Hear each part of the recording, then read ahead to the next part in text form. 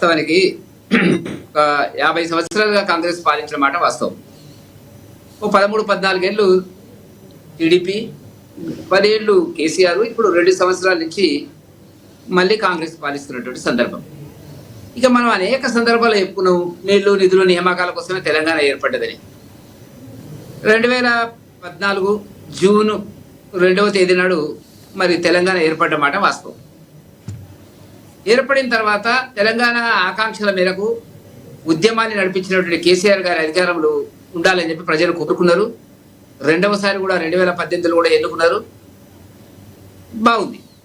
అయితే ఈ 10 సంవత్సరాల లోపల ఏ అన్యాయాలు అయితే జరిగినాయో నీటికి సంబంధించి ఆంధ్ర తెలంగాణకు మధ్యన, అది కృష్ణా జల వివాదాలు కానివ్వండి, గోదావరికి, వీటన్నిటి మీద మనం ఆలోచించడం జరిగినట్టయితే కనపడ్డది ఏంటంటే మనకు అవి పరిష్కరించబడకుండా మరింత జటిలం. అంటే 50 సంవత్సరాల నుంచి ఏ వివాదాలు ఉన్నాయో అంతకంటే ఎక్కువగా మనకు కనపడుతున్నట్టు ఒక స్వపరిపాలన, స్వరాష్ట్రము, మన ముఖ్యమంత్రి అనేటువంటి విషయాలకు వచ్చినప్పుడు మనకి ఒక పరిష్కారం దొరుకుతుంది అని చెప్పి తెలంగాణ ప్రజలు కోరుకుంటున్నారు కదా తప్ప ఈ వివాదాలు, ఈ తిట్ల పురాణాలు, తిట్ల నిఘంటువు, ఈయన తిట్టడము, ఆయన తిట్టడము, కేసీఆర్ గారు తెచ్చిన భాషకు మరింత సంస్కరించి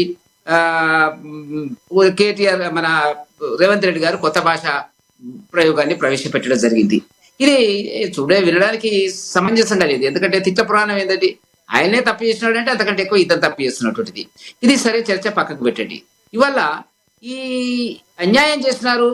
అది పోతిరెడ్డిపాడ, అది 299 టీఎంసీలా, 512 టీఎంసీలా, మొత్తం కలిపితే 812, లేకపోతే పోతిరెడ్డిపాడు దానికి పొక్కగొట్టి తీసుకుపోతున్నారు. ఇప్పుడు మాట్లాడుతున్నట్టుగా నల్లమల్ల సాగరు, రకరకాల విశేష మనకు వార్తల్లో మనకు రోజు డిస్కస్ చేస్తున్నటువంటి అంశంలే. నేను వాటిని పక్కకు పెట్టండి. కొంతసేపు సాంకేతికమైనటువంటి అంశాల గురించి. జరిగింది ఏంటంటే ఇవాళ అంతకంటే ఘోరమైన తెలంగాణకు జరిగినటువంటి అన్యాయము, నమ్మక ద్రోహము ప్రభుత్వాలు చేస్తున్నాయి అనేటువంటిది. ఏ ప్రభుత్వాలనైతే తెలంగాణ ప్రజలు, ఏ ప్రభుత్వం అయితే మన తెలంగాణ కావాలని అమరుల త్యాగాల పునాదుల మీద వందల మంది, వేల మంది ఆత్మహత్యలు చేసుకుంటే తెలంగాణ ఏర్పడ్డదో, ఆ ఏర్పడినటువంటి తెలంగాణలో కొంతమంది రాజకీయ పదవులు అనుభవించి అక్రమంగా, అవినీతిగా, అహంకారపూరితంగా పాలకులు చేస్తున్నటువంటి పరిస్థితి ఏదైతుందో అది క్షమించాలనేటువంటిది ఒక ఉద్యమకారుడిగా నాకు ఉండేటువంటి అభిప్రాయం. మీకు ఇచ్చిన అధికారం ఏంది? ఏ రకంగా ఈ రాష్ట్రం వచ్చింది? మీరు చేస్తే వచ్చింది కాదు. మీరు ఎంత చేసినప్పుడు కూడా ప్రజలు దానికి ఆత్మ బలిదానాలు చేసుకున్నారు, స్వతగా చనిపోయినరు, అగ్ని పెట్టుకున్నారు, ఉరి వేసుకున్నారు. మరి ఇన్ని రకాలుగా జరిగిన తర్వాత మీరు పాలిస్తున్నటువంటి పద్ధతి లోపల ఇవాళ చర్చ మళ్ళీ మొదటికి వచ్చింది. అంటే తెలంగాణకు అన్యాయం జరుగుతుంది, వాళ్ళంతా ఆంధ్ర ప్రాంతం వాళ్ళంతా, రాయలసీమ వాళ్ళంతా తీసుకుపోతున్నారు, లేకపోతే గోదావరికి సంబంధించినటువంటి నీటిలో ఆంధ్ర ప్రాంతానికి ఎక్కువ మేలు జరిగేటట్టుగా తెలంగాణ ప్రభుత్వాలు పనిచేసినాయి అనేటువంటిది ఒక వార్త. ఇది వస్తున్నటువంటిది. లక్ష్మీనాథ్ గారు, మరి పెద్దలు రామ్మోహన్ గారు ఉన్నారు. ఏదైనా ఒక ప్రాజెక్టు మనం అనుకుంటాం, కాళేశ్వరం కట్టామా, దాంట్లో ఉన్న ఇబ్బందులు ఏంది, పాలమూరు రంగారెడ్డి దాంట్లో వచ్చిన ఇబ్బందులు ఏంది, లేకపోతే నెట్టెంపాడి ఏంది, కల్వకుర్తి ఏంది, భీమా ఏంది, రకరకాల ప్రాజెక్టులు మనకు వచ్చినటువంటి సందర్భం లోపల మనం పూర్తి చేసాము కొన్ని, పూర్తి చేయలేదు కొన్ని, పూర్తి చేయకపోవడానికి ఆర్థిక పరిస్థితుల, లేకపోతే అనుమతులలో ఏమన్నా డిలే జరుగుతుందా, రకరకాల అనుమతులు ఉంటాయి ఒక ప్రాజెక్టు రిజర్వాయర్ కట్టడానికి. వాటిల్లో ఒకవేళ డిలే జరిగింది కాబట్టి ఆర్థిక పరమైనటువంటి ఇబ్బందులు రాష్ట్ర ప్రభుత్వాలకు ఉంటాయి కాబట్టి వాటి నిర్మాణములు ఆలస్యం జరిగితే మనం క్షమించవచ్చు, ప్రజలు కూడా అర్థం చేసుకుంటారు. కానీ అంతకంటే భయంకరమైనటువంటి నమ్మక ద్రోహమైనటువంటి విషయాలు మనకి వాళ్ళ కనపడుతున్నటువంటిది ఏంటంటే 2 రిపోర్ట్లు మనకు కనపడుతున్నటువంటి ఈ మధ్య 10 రోజుల నుంచి.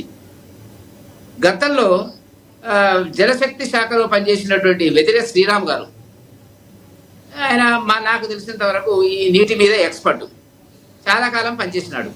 దేశంలో అంటే రాజస్థాన్లో పనిచేసినాడు. ఇప్పుడు మళ్ళీ సలహాదారుడుగా మహారాష్ట్ర గవర్నమెంట్ కూడా వెదిరే శ్రీరామ్ గారు తెలంగాణ వాడు, నల్గొండ జిల్లా వాడు. ఆయన ఈ వారం 10 రోజుల కింద ఇచ్చినటువంటి పవర్ పాయింట్ ప్రజెంటేషన్ మా భారతీయ జనతా పార్టీ ఆఫీసులో ఇచ్చినటువంటిది కొన్ని సంచలన విషయాలు బయటకు వచ్చినాయి. లక్ష్మీనాథ్ గారు ఏమిటంటే, రాజకీయ ప్రయోజనాల కోసము, ఆర్థిక ప్రయోజనాల కోసము కేసీఆర్ గారు తెలంగాణ నీళ్లను రాయలసీమకు, ఆంధ్ర ప్రాంతానికి అప్పచెప్పినాడు, కాంప్రమైజ్ అయినాడు అనేటువంటిది సారాంశం. ఆయన భాషలో కొద్దిగా గౌరవప్రదంగా చెప్పి ఉండొచ్చు, కానీ దాని అర్థం ఇది. కారణాలు ఏంటంటే సీక్వెన్స్ గా చెప్పినాడు ఆయన. ఎప్పుడు అపెక్స్ కమిటీ మీటింగ్ అయింది, ఎప్పుడు కృష్ణా బోర్డు సమావేశాలు అయినవి, ఎప్పుడు మన ప్రభుత్వం వాదించింది ఏది, తెలంగాణ ప్రభుత్వము 299కి సంబంధించి ఎందుకు ఒప్పుకున్నారు, 2015లో ఎందుకు ఒప్పుకున్నారు, తాత్కాలిక ఒప్పందం అన్నప్పుడు కూడా దాన్ని ఎందుకు పొడిగించినారు? 2020 వరకు ఎందుకు తీసుకొచ్చినారు? డిపిఆర్ పాలమూరు రంగారెడ్డికి ఎందుకు సబ్మిట్ చేయలేదు? జీవో 2015లో ఇచ్చినారు, 2022లో దానికి సంబంధించినటువంటి డిపిఆర్ సబ్మిట్ చేసినారు. ఇది ఎందుకు ఇట్లా జరిగింది, దీని మతలబేంది అనే విషయాలు వచ్చినప్పుడు బాధ కలిగించేటువంటిది. మనం రక్తం ఉడికిపోయేటువంటిది ఏంటంటే రాజకీయాల ప్రయోజనాల కోసము కేసీఆర్ కు ఉండేటువంటి సహజ సిద్ధమైనటువంటి రాజకీయ, ఎందుకంటే కొన్ని నమ్మడానికి అవకాశం ఉంది. ఆయన తిరుపతి నుంచి గతంలో వస్తూ మరి రోజా గారి ఇంటికి వెళ్ళడం జరిగింది. లంచ్ చేసి బేసిసాలు లేవు, బేసిన్లు లేవు, రాయలసీమ లేదు, ఆంధ్ర లేదు, రతనాల సీమ చేస్తా రాయలసీమలో అని మాట్లాడిన తర్వాత ఇవాళ తెలంగాణ ప్రజలు మన మధ్య అంతా అనుమానం ఉన్నాయి, ఎందుకు మాట్లాడినట్టు ఇట్లా అనేటువంటిది. వెదరే శ్రీరామ గారు ఇచ్చిన రిపోర్ట్ బై రిపోర్ట్ ఆయన డేట్ వైజ్ సీక్వెన్స్ పద్ధతిలో చెప్తే ఏంటంటే ఒక వెంకటరెడ్డి గారు, రేవంత్ రెడ్డి గారు ఏవైతే నిన్న మాట్లాడారో అదే విధంగా ఈ రోజు మాట్లాడి కొన్ని 2 బైట్స్ ఉన్నాయి, ప్లే అవుతాయి, మీరు కంటిన్యూ చేద్దరు కానీ 2 బైట్స్ ప్లే అవుతాయి. ఇరిగేషన్ మినిస్టర్ హరీష్ రావు గారు, చీఫ్ మినిస్టర్ కేసీఆర్ గారు, వీళ్ళిద్దరిని ఊరేసిన, నేను అథారిటీగా చెప్తున్నా, వాళ్ళిద్దరిని ఈ జలాల విషయంలో చేసిన అన్యాయానికి హరీష్ రావు గారిని, కేసీఆర్ గారిని ఊరే తీసినా తప్పు లేదు. ఇదే మిడిల్ ఈస్ట్ కంట్రీస్ అయితే చౌరస్తాలనే ప్రజల చేత రాళ్లతో కొట్టించి చంపించుండే వాళ్ళు. మనది ప్రజాస్వామిక దేశం కాబట్టి ప్రజాస్వామ్య బద్దంగానే ఎవరినైనా శిక్షించాలి కాబట్టి కసబును కూడా మనము చాలా రోజులు జైల్లో పెట్టి బిర్యానీ పెట్టి విచారణ చేసి ఉరి తీయాల్సి వచ్చింది. ఆయన దుఃఖం చూడు, ఆయన బాధ చూడు, కడుపులో విషము ఎట్లా అంటే కడుపు నిండా విషయం. మూసీలో ఉన్న కాలుష్యానికంటే వీళ్ళ కడుపులలో అంతకంటే ఎక్కువ విషయం ఉంది అధ్యక్ష. విషం జిమ్ముతున్నారు. మీరు మూసీ కాలుష్యమే ప్రమాదం అనుకుంటున్నారు అధ్యక్ష. ఈ మనుషుల కడుపుల్లో ఉన్న విషయం మూసి కాలుష్యానికంటే ప్రమాదకరంగా తయారైంది అధ్యక్ష. ఏం నెప్పి అధ్యక్ష? నేను ఎవరినైనా విమర్శించిన అధ్యక్ష? నేను ఈ ప్రభుత్వం ఏం కార్యక్రమాలు చేపట్టబోతుందో సభలో సభ్యులు మాకు తెలవాలని అడిగినారు. పాయల శంకర్ గారు ఏమడిగినారు అధ్యక్ష?